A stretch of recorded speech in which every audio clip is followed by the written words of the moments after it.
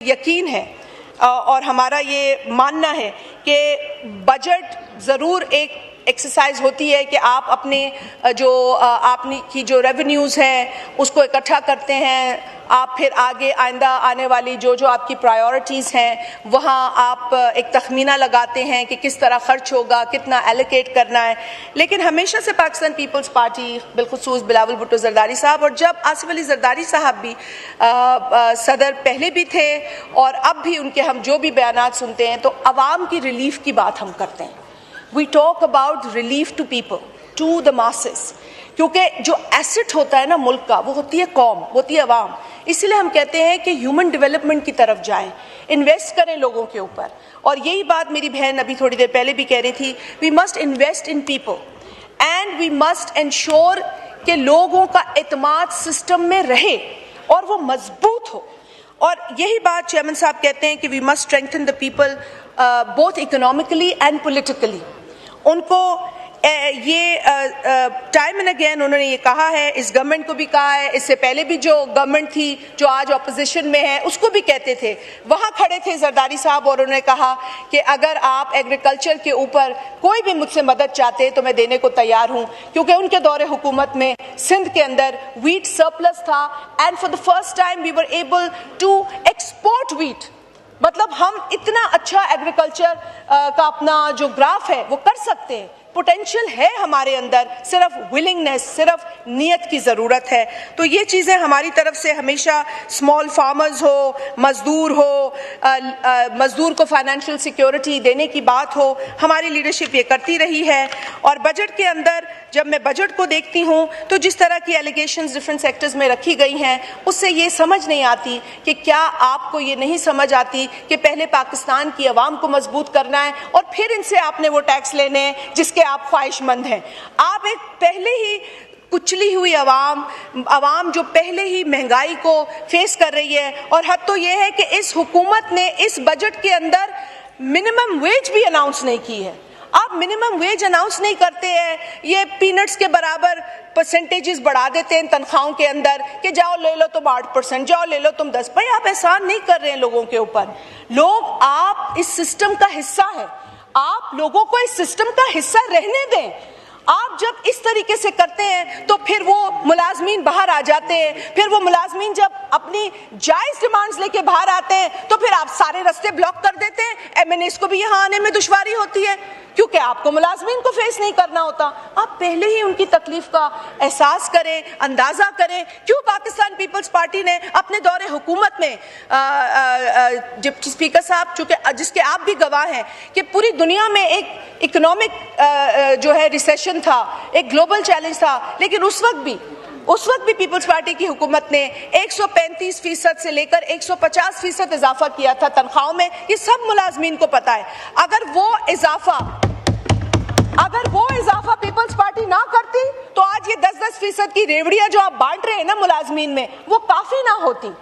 अब आप ये सोचें, अगर वो इजाफा ना होता तो मैं इसलिए नहीं कह रही कि मैं पीपल्स पार्टी से हूं। भाई एक हुकूमत ने अच्छा काम किया है, वैसा काम नहीं कर सकते, कम से कम थोड़ा तो ऐसा काम करके दिखाओ कि मुलाजमीन आपको याद रखें, क्योंकि आज भी वो पीपल्स पार्टी को याद करते हैं। आज भी दुआ करते हैं कि पीपल्स पार्टी जैसे ही लोग हों जो हमें इंसान समझे, हमारी तकलीफ को समझे और महंगाई की हकीकत को समझे।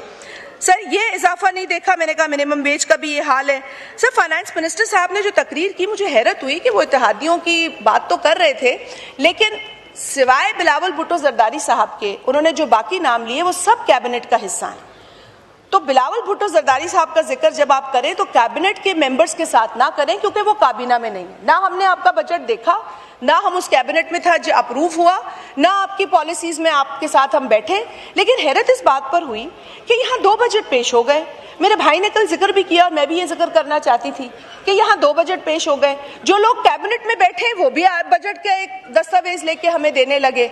अब मुझे समझ में नहीं आती, वो बैठा है हमारा पार्लिमानी सेक्रेटरी जवाब देते हैं हमेशा, वो भी हंस रहे हैं कि दो बजट कैसे हो सकते हैं। या तो हम माने कि जो हमें फाइनेंस मिनिस्टर ने बजट दिया है या फिर हमें जो दीगर कैबिनेट के मेंबर्स ने बजट दिया है, मतलब हुकूमत खुद डिवाइडेड है इस बजट के ऊपर। So we really don't understand. हम ओन करें या ना करें ये तो दूसरी कहानी है।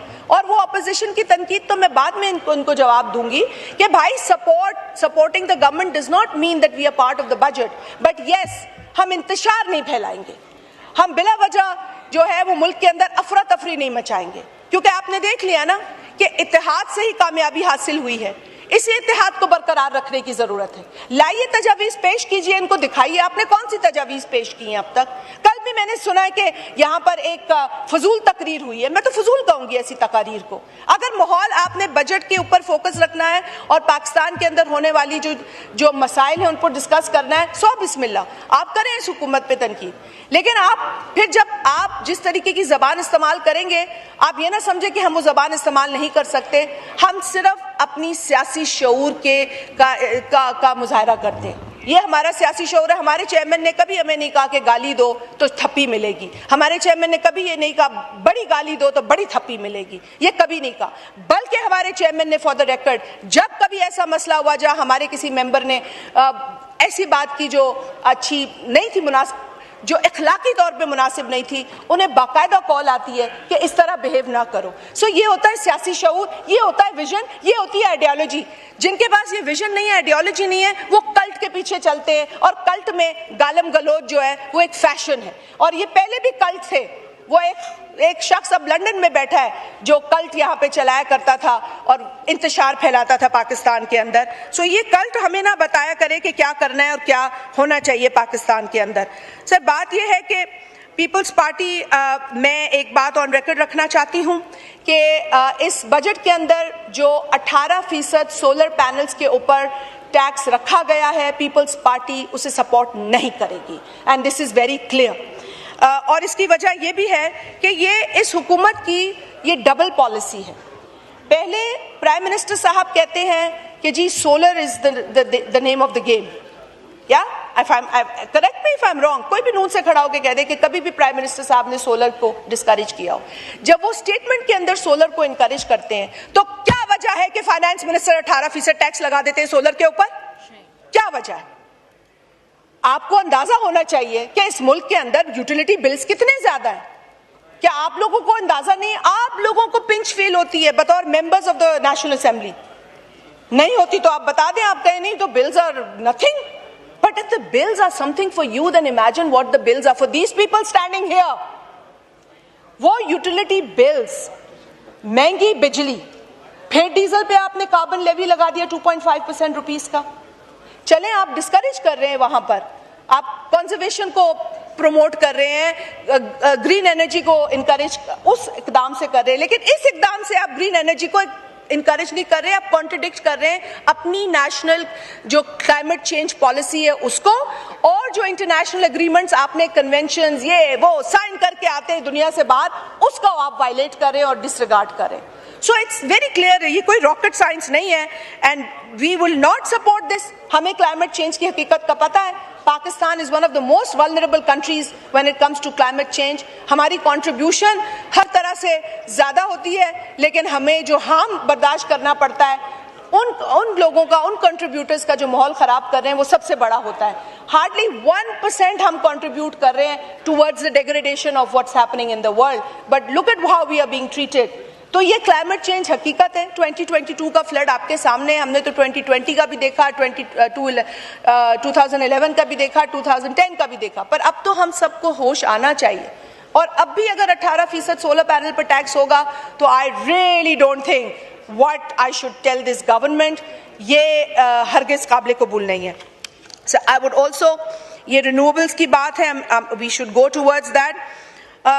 सर, इसके बाद इंसेंटिवाइज तो किया नहीं आप लोगों ने सोलर को, लेकिन आपने देखिए, मैं आपको सिर्फ सिंध हुकूमत का एक अभी भी 25 अरब रुपए की रकम रखी है सिंध हुकूमत ने सोलर के अंदर, ताकि गरीब लोगों को जो 300 यूनिट बिजली खर्च करते हैं उनको सोलर मुफ्त दिया जाए। और ये चेयरमैन बिलावल भुट्टो जरदारी साहब का विजन है, उनकी सोच है, उसके तहत सिंध हुकूमत ने ये रकम रखी। लेकिन यकायक जब 18% का इजाफा होता है तो यकीनन इस बजट पर भी वो बोझ पड़ेगा। सो इसको वापस लेने की ज़रूरत है। Sir, I just like to touch upon a few other points in the budget. Sir, इसके अलावा यहाँ पर बात हो रही थी, बड़ी बड़ी बातें वहाँ अपोजिशन से हो रही थी। मुझे याद है कि जब ये अपोजिशन गवर्नमेंट में थी तो उस वक्त गवर्नमेंट का जो ट्रेड डेफिसिट था वो 2020 में 23 बिलियन था और इन्हीं की हुकूमत में 2021 में वो 30.7 बिलियन था। This is when the people sitting in opposition were in the government. So ये इनकी हुकूमत तो हमने देख ली है, सबने देख ली है। अगर ये नाअहली हम नहीं देखते, मुझे कोई दुश्मनी नहीं है, यहाँ बैठे मेरे सब कॉलीग्स हैं, काबिल एहतराम है मेरे लिए। मैं बदतमीजी की तरफ नहीं जाऊंगी क्योंकि मेरे पास बात करने के लिए मवाद है।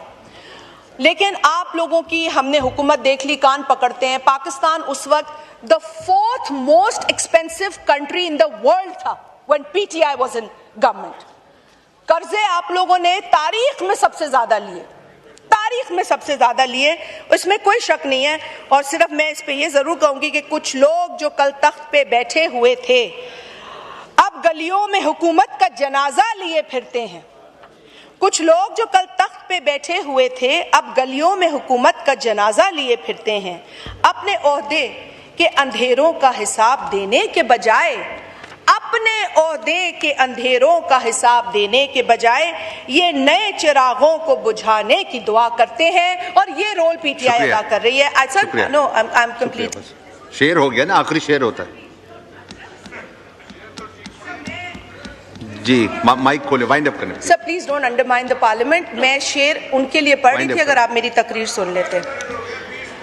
सर, मैं इसके अलावा जो ई कॉमर्स के साथ ज्यादती हो रही है, ई कॉमर्स को प्रमोट करने के बजाय, फैसिलिटेट करने के बजाय, और तारिक फजल चौधरी साहब please take notes because no one is sitting here, these front benches are empty. Where is the finance team who is taking the notes? ये तो गवर्नमेंट ऐसी है जिसको डिफेंड करने वाले भी मुंह छुपा रहे हैं। खुदा के लिए ये नोटिंग आप, ठीक है, मैं अगर आप चेयर को एड्रेस करें। अच्छा सर, आज उनको फाइनेंस का बना दिया पार्लियामानी secretary. No cross talk please. Sir, इसके अलावा मैं e commerce should be promoted, facilitated, लेकिन इस बजट में उसे डिस्करेज किया जा रहा है, उसको ओवरली टैक्स किया जा रहा है, डिसप्रोपोर्शनेटली टैक्स किया जा रहा है और डिस्करेज किया जा रहा है। सर, ये फ्लैट रेट 18% जो सेल्स टैक्स हाइब्रिड और डीजल गाड़ियों पे लगाया गया है, सर इससे और तो कोई नहीं है, लेकिन जो छोटी गाड़ियां हैं 850 सीसी वाली, उन पर भी बोझ पड़ेगा। तो या तो इसको कोई रैशनलाइज करें कि कम से कम, सुनिए खेलदा साहब, आप फोन पे बात करें, इसको रैशनलाइज करें। छोटी गाड़ियां लेने वालों के ऊपर भी ये 18% की फ्लैट ड्यूटी लगी है, इसको रैशनलाइज करें। सर, इसके अलावा जो with holding tax on digital, अब मसला हो गया है कि भाई डिजिटल ऑनलाइन मंगा रहे थे लोग, पता चल गया हुकूमत को, इस पर भी टैक्स लगा दो। अरे भाई, अपनी कन्वेंशनल बिजनेसेस को बेहतर करो, क्या जरूरत है लोगों को और तंग करने की? एक तो विंडो मिली है जहां से वो खुशी से कुछ चीज देख के मंगा लेते हैं, आप उन वेंडर्स के भी पीछे जाके पड़े हैं। And I think this is just not the way. You should not penalise the consumers, you should instead incentivize the local vendors। ये आपको करना चाहिए। प्लीज लिख लीजिए खेलदार साहब, इसी लाइन को लिख लीजिए। सर, इसके अलावा जो 2.5 कार्बन लेवी लगाई है, ठीक है, अंडरस्टैंड कि एनर्जी को कंजर्व कर रहे, ग्रीन एनर्जी है, लेकिन सर जो इससे मसला होगा ना वो गरीब आवाम का होगा। हमारे जो बसेस हैं या पब्लिक ट्रांसपोर्ट है वो महंगी हो जाएगी। तो अगर हुकूमत साथ ही साथ कोई उनको रिलीफ दे दे, कोई इस तरह की सब्सिडी उनके लिए दे दे, तो आई थिंक दैट। अच्छा सर, मैं अब शुक्रिया, बस प्लीज, बहुत हो गया इतना किसी को। आखिरी चीज बोले, आखिरी चीज, आखिरी। एग्रीकल्चर पे बात कर रही हैं, 2 मिनट और सर, 2 मिनट और, very quickly I am going to talk about agriculture. Sir, इधर भी कहा गया है, एंड सर ये जो कहा जाता है ना तकरीरों में, ये बराए नाम कहा जाता है, ये सिर्फ ड्रामा। ये जब पहले होता था कि क्या कहते थे, नंबर्स का गोरख धंधा है, अब मुझे लगता है अल्फाज का भी गोरख धंधा है। तो बड़ा ब्यूटिफुली हमें ये प्रायोरिटी, आई वॉन्ट टू से टू मच, मैं अनपार्लियामेंट्री जबान यूज नहीं करना चाहती। प्रायोरिटी 400 अरब रुपए की आपने जो रोड रखी है मोटरवे, उसमें 15 अरब ये ऊंट के मुंह में जीरे के बराबर आपने रकम रखी है। So that is also condemnable. Sir, Sindh का एक इशू है जो PWD की स्कीम्स है, मैं उसको जरा सा उठा लेती हूँ। सर, PWD की स्कीम्स है जो कि ट्रांसफर, PWD आपको पता है कि प्राइम मिनिस्टर साहब ने डिसॉल्व कर दिया, बड़ा करप्ट इदारा था वो, शुरू तो PTI की हुकूमत में हुआ था सारा काम, चले उसको डिसॉल्व कर दिया। लेकिन क्या वजह है कि PWD की जो स्कीम्स है वो जब ट्रांसफर होती हैं तो 3 सूबों को, पंजाब, पख्तूनख्वा और बलोचिस्तान को आप ट्रांसफर कर देते हैं कि चले अब आप ये स्कीम्स करें।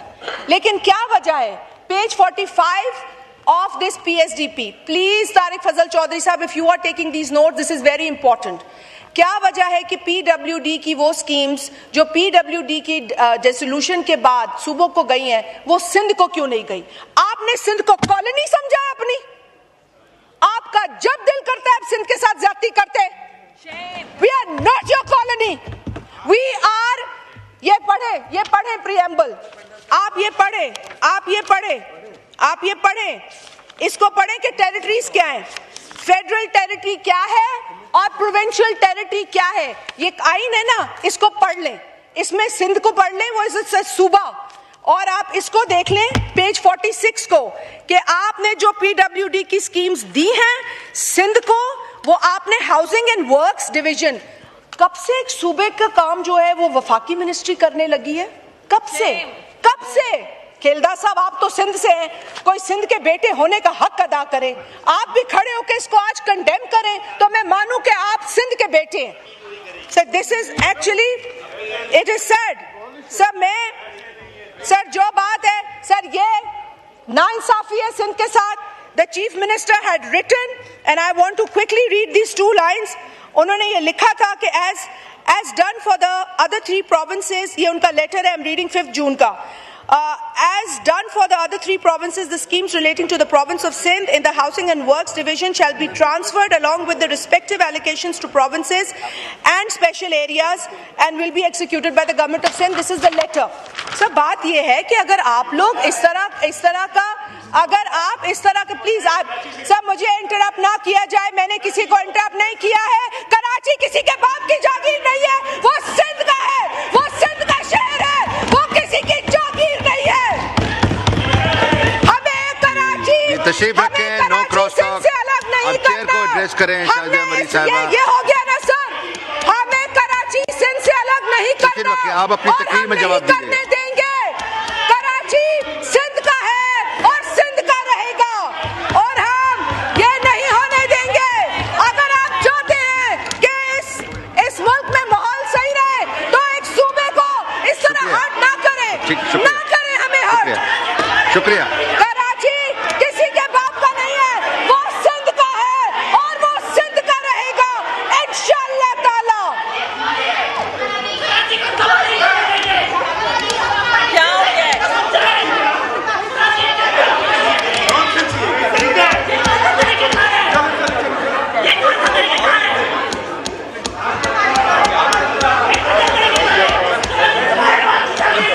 शाजिया मरीज साहबा, वाइंड अप करें।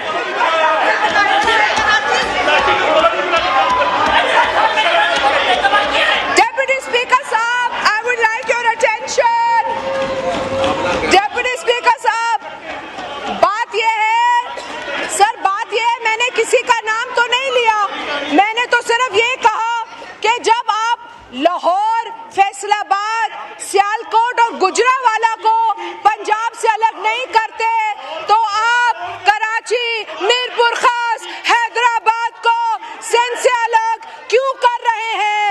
ये हमारे शहर है, ये हमारा सूबा है। सूबों के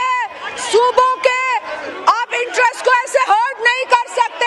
ये प्राइम मिनिस्टर साहब ने अश्योर किया था सिंध हुकूमत को, एंड प्राइम मिनिस्टर साहब हैज टू इंश्योर कि सिंध के साथ इंसाफ हो, सबके साथ इंसाफ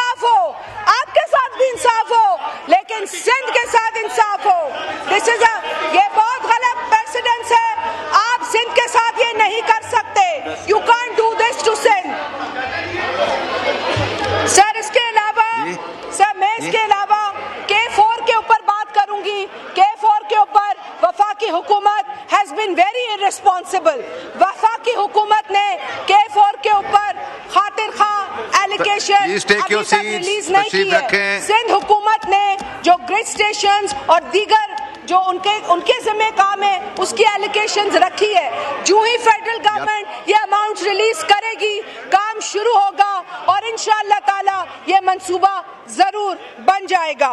सर इसके साथ यूनिवर्सिटीज का इशू है सिंध की। सर यूनिवर्सिटीज के लिए पहले कहा गया कि 4.8 बिलियन दे रहे हैं, लेकिन फिर कहा गया कि 2.8 बिलियन। एक मीटिंग में 4.8 बिलियन के ऊपर जो है वो अप्रूवल आता है, दूसरी मीटिंग में 2.8 बिलियन। सो वी वांट कि 4 बिलियन तक ये रकम हो और सिंध की यूनिवर्सिटीज को जो अमाउंट है वो रिस्टोर हो। सर मैं पंजाब पे बात करूंगी। पंजाब के अंदर भी जो जिस तरीके से पॉलिटिकल स्पेस मिलनी चाहिए वो नहीं दी जा रही है और खास तौर पे वसेब के अंदर जो ज्यादती हो रही है सर, वहाँ की यूनिवर्सिटीज को भी सही एलोकेशंस नहीं है, वहाँ के रोड्स को भी सही एलोकेशन नहीं है। तो क्या वसेब पंजाब का हिस्सा नहीं है? क्या वसेब के लोग पढ़ाई और लिखाई से उनका कोई ताल्लुक नहीं है? तशरीफ रखें। के लोगों का भी मेंबरान हक से है कि वो गुजारिश है, आप पढ़े, तशरीफ वो तालीम हासिल रखें। वाइंड अप करें शाहजहां मरी साहबा। पंजाब की हुकूमत थैंक यू, वसेब के साथ शुक्रिया शुक्रिया शुक्रिया शुक्रिया। तशरीफ रखें। ऑनरेबल मेंबरान से गुजारिश है तशरीफ रखें। वो आप चीफ विप से हैं, वो डिसाइड करते हैं भैया। जी वाइंड अप करें ना please. You have 30 second Shahjahan मरी साहबा प्लीज। ही पढ़ा ही सही है। सर मैं वसेब पे बात कर रही हूँ तो वो भी अच्छी नहीं लग रही। शाहजहां मरी साहबा वाइंड अप करें। You have 30 seconds. वसेब के साथ ज्यादती है सर। फिक्र दा सिज मैं चले सर मैं खत्म करती हूँ। मैं सच्ची बातें कर रही थी, मैं अच्छी बातें सच्ची बातें। सर मैं तो बिजली की लोड शेडिंग पे बात करना चाह रही थी जो कि बहुत बड़ा मसला है। सर बिजली की लोड शेडिंग ईद पर भी हुई है और ये इतनी बड़ी ज्यादती हुई है, सिंध के अंदर तो हुई है, मुझे नहीं पता बाकी जगह हुई है कि नहीं। गवर्नमेंट ने ऐलान किया कि लोड शेडिंग नहीं होगी, लेकिन ईद के दिन भी लोड शेडिंग हुई है। ईद के 3 दिन छुट्टी थी और तीनों दिन लोड शेडिंग हुई है। सर क्या हमारे हल्के के लोग इंसान नहीं है? क्या सांगड़ के लोग इंसान नहीं है? क्या खिपरों के लोग? शुक्रिया शुक्रिया शुक्रिया। बस चले जी। मलिक अबरार साहब।